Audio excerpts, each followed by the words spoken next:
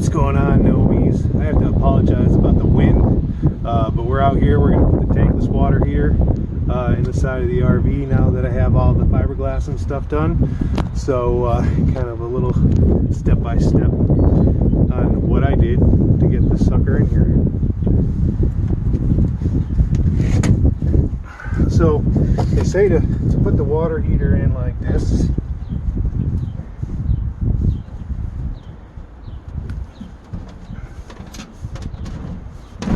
Nice snug fit. It's perfect. Now there's going to be a set of holes here.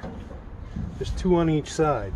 You want those to catch the screws from the cover, and they're both going to be driven into the new wood all the way around the hole that I prepped here. So what you want to do is you get this all lined up perfect where you want it to be. You know that it's going to have good mounting points here on each side.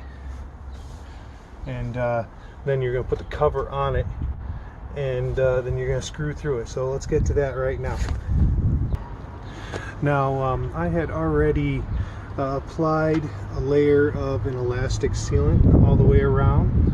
That way when I press this to the side of the RV, it'll seal it nice to the side of the RV, because we don't want any water leaks in there. So next thing you got to do is you open the sucker up.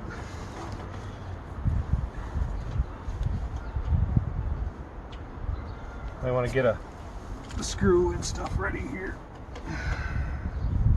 And I'm going to line up this inside screw first because of the weight of the door.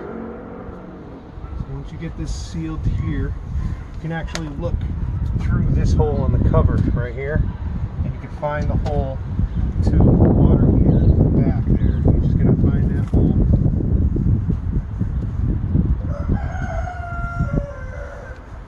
Sink that sucker right in there.